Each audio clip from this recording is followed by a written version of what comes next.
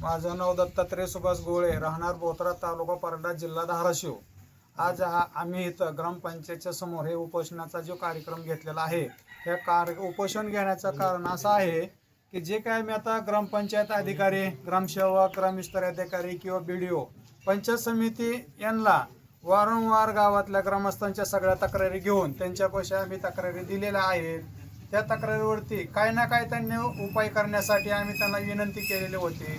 त्या विनंतीप्रमाणे त्यांनी आतापर्यंत आम्ही आमच्या कामासंदर्भात त्यांनी कसली दखल घेतलेली नाही। जो काय ग्रामपंचायतला जो निधी येत असतो ग्रामपंचायतच्या विकासासाठी, तो निधी वारंवार कागदोपत्री उचलून त्याची विल्हेवाट वेगळ्या मार्गाने लावलेला आहे। हे आम्ही BDO साहेब असतील, विस्तार अधिकारी असतील, परत तसंच म्हटलं तर विशेष जिल्हाधिकारी यांच्यापर्यंत आम्ही सर्व माहिती पोहोचवलेली आहे।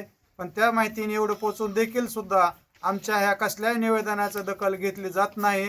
ग्रामस्थाच्या वतीने आज रोजी आम्ही 22/7/2026 रोजी ग्रामपंचायत कार्यालयासमोर उपोषणासाठी आमरण उपोषण करण्यासाठी बसलेलो आहे।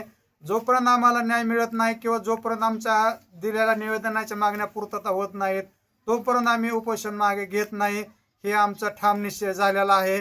त्याच्यामुळं सरकारला, शासनाला किंवा आम्ही जिल्हाधिकारी साहेबांना एवढंच विनंती करीत आहे आज उपोषणाच्या निमित्ताने की जे काय आम्ही मागण्या केलेल्या असतील ते मागण्या आम्हाला ग्रामपंचायत बोथरा येथे येऊन पाहणी करून त्याची पूर्ण शहानिशी करून त्या जे काय अधिकाऱ्यांनी त्यांच्यावरती जे काय बेकायदेशीर कामं केलेलं आहेत त्यांच्यावरती योग्य ती शासन निर्णय कारवाई करण्यात यावी।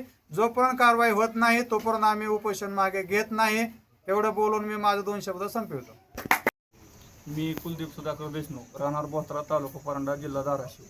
आम्ही 3 नोव्हेंबर 2025 रोजी BDO अधिकारी राऊत साहेब यांना त्यांच्या कार्यालयात जाऊन आम्ही त्यांना निवेदन दिलं होते की आमच्या गावात मोठ्या प्रमाणात भ्रष्टाचार झालेला आहे, त्याची तुमच्या मार्फत योग्य ते रीतसर तुम्ही गावात येऊन चौकशी करा। तरी त्यांनी आम्हाला बोडके अधिकारी म्हणून 18/11/2025 रोजी त्यांना चौकशीसाठी त्यांचा नेमणूक केली होती। त्यांनी वारंवार आम्ही त्यांच्यापाशी जाऊन त्यांनी आमच्या कसली दखल घेतली नाही। नंतर त्यांनी विस्तार अधिकारी म्हणून पोटे SA यांची निवड केली, पण त्यांनी बी वारंवार आम्ही जाऊन त्यांना सांगत होतो की आमच्या गावात या, तुम्ही कागदावरती कामे न करता कागदावरती मोठ्या प्रमाणात भ्रष्टाचार केलेला आहे। त्यासाठी आम्ही माहितीच्या अधिकारान्वये पूर्ण गावाची माहिती काढली, तर आम्हाला त्यात असं दिसून आले की कामे न करता नुसते कागदोपत्री पैसे उचलले आहेत। आम्ही त्यांना पूर्ण पुरावे देऊनही त्यांच्याकडून कसल्याही प्रकारची कारवाई होत नाही। आतापर्यंत 3 BDO अधिकारी यांची बदल्या झाल्या, पण तरी पण आमच्या कामाची आणि आमच्या मागणीची कसल्याही प्रकारे दखल घेतलेली नाही।